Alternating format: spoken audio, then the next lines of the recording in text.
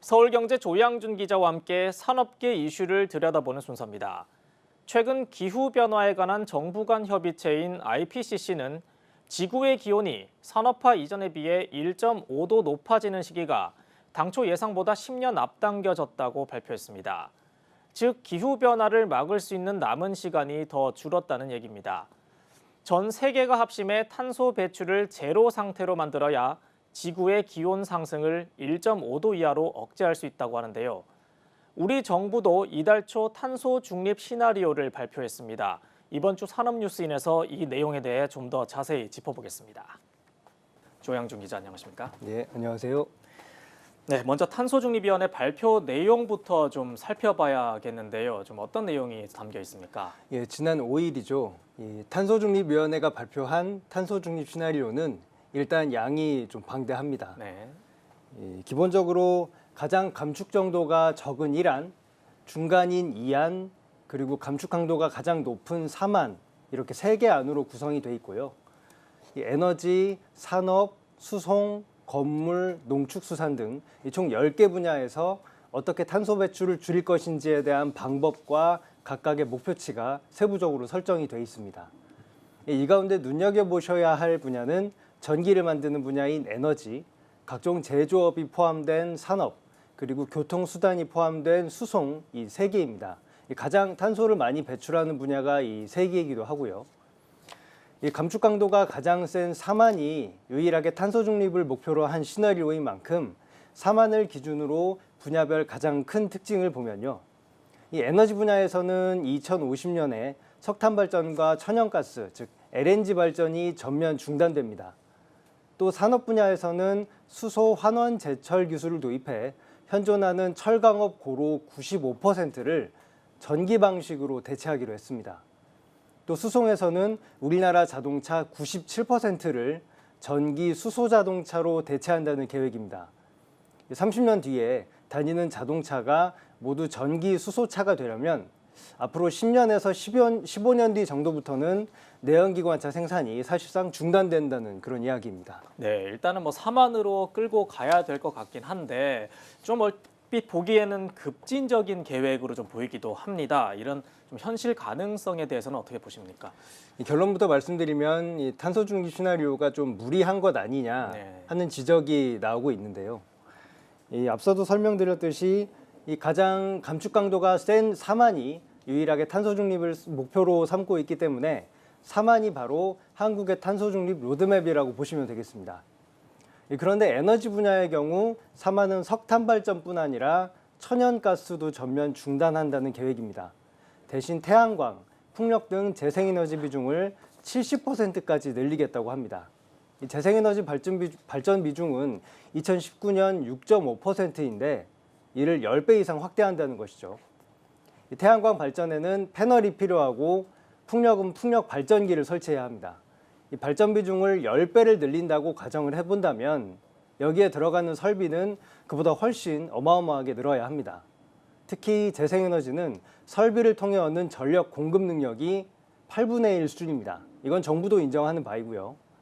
많이 접하셨겠습니다만 서울의 몇 배 면적을 태양광 패널로 덮어야 한다, 이런 보도들이 나오는 이유가 이것이죠.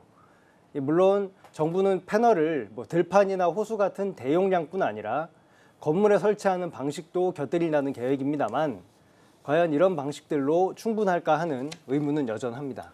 네, 단순히 이제 에너지원만 바꾼다고 해서 해결될 건 아닌 것 같고 관련 좀 기술도 함께 성장을 해야 될 것 같은데요. 무작정 탄소 줄이기만 하는 게 이게 좀 무리가 있을 것 같은데 어떻게 좀 보시죠? 예, 이번에 발표된 시나리오에도 이 기술 발전 내용이 포함이 돼 있습니다. 이 CCUS라고 하는 탄소 포집 저장 기술인데요. 이 배출되는 탄소를 말 그대로 낚아채서 이를 재활용하는 기술입니다. 탄소중립위원회는 CCUS로 최대 9,500만 톤의 탄소를 감축하는 것은 물론 탄소 재활용에도 쓴다고 하니까 이 탄소 중립 핵심 중의 핵심 기술입니다. 그런데 이 CCUS는 국내에서는 아직 개발 단계가 낮습니다. 이 정부 연구소들이 기술을 개발하고 있습니다만 아직 상용화 사례가 없습니다. 한마디로 지금은 없는 기술이라고 봐도 무방합니다. 물론 우리나라 같은 기술 선도국이라면 충분히 CCUS 상용화 가능성도 있겠습니다만 이 국가 중장기 계획을 세우는데 아직 설익은 기술을 포함했다. 그것도 핵심 기술로 포함했다는 것은 이해하기 힘들다. 이런 반응이 좀 대체적입니다. 네, 이 산업계도 이제 분야별로 탄소 중립에 동참하겠다는 그런 의사를 표시를 했잖아요. 하지만 또 한편으로는 부담도 있을 것 같은데 전반적인 산업계 반응은 좀 어떻습니까? 예, 산업계는 이 한마디로 올 것이 왔다. 이런 분위기인데요. 먼저 이 자동차 업계의 경우에 이 친환경차 전환에 따른 내연기관차 생산 중단이 생각보다 빨리 현실화할 수 있습니다. 2050년에 사실상 전체 차종이 전기 수소차가 된다면 이 차량 교체 중위 등을 고려할 때 한 15년 뒤 정도죠. 2035년 정도면 내연기관차 생산이 끝나게 될 것으로 보입니다. 이 완성차 업계의 사업 모델이 완전히 뒤바뀌게 됨을 의미합니다. 사실 완성차 업계는 이미 격변의 시기를 겪고 있죠. 미국이 바로 지난주 2030년까지 신차 중 50%를 전기차로 바꾸겠다고 발표하는 등 대외적으로는 이미 탄소 중립 국면에 접어든 모양새입니다. 이 철강업계는 당혹감을 감추지 못하고 있는데요.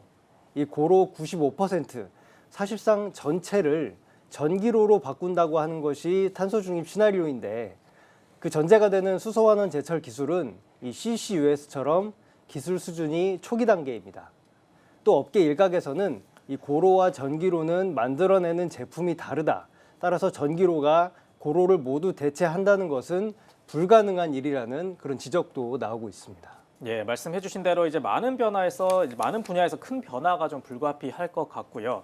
이러한 어떤 초기 기술 같은 경우에는 그만큼 이제 상용화를 위해서는 많은 비용도 필요할 것 같은데 경제적인 효과 전망은 어떤가요? 사실 말씀하신 대로 그럼 얼마의 비용이 드느냐 하는 부분이 중요하겠습니다만 이번 시나리오에는 비용 추산이 들어있지가 않습니다. 이 탄소중립위원회는 이 탄소중립 시나리오를 발표하면서 전기요금 인상 등 탄소중립 추진 소요 비용을 현 단계에서 고려하지 않았다고 밝혔습니다. 30년 후의 미래 시점의 비용 추산을 현재 시각으로 분석하는데 한계가 있다는 것이 탄소중립위원회가 밝힌 이유인데요. 이 대신에 지금은 탄소중립 달성에 필요한 기술 혁신에 집중할 시점이라는 말도 덧붙였습니다. 이번에 발표된 시나리오는 향후 산업과 노동, 시민사회 등 각계 의견 수렴을 거칠 예정입니다. 다음 달에는 국민 대토론회도 예정돼 있고요. 물론 코로나 확산세가 현재 심각한 만큼 제대로 된 여론 수렴이 가능할지는 모르겠습니다만 어쨌든 제대로 된 여론을 수렴하려면 가장 중요한 것이 충분한 정보 제공입니다. 세계 각국에서 지금도 지구온난화로 인한 홍수, 화재, 가뭄 등 이상기후가 발생하고 있는 점을 볼 때 탄소 중립은 분명 피할 수 없는 길입니다. 그러나 현재 경제적인 현실을 고려하지 않은 변화는 국가를 또 다른 생존 위기로 몰고 갈 수 있겠죠. 이런 사실을 모른 채 하고 의견 수렴에 나선다는 것은 불합리하다는 그런 지적이 많고요.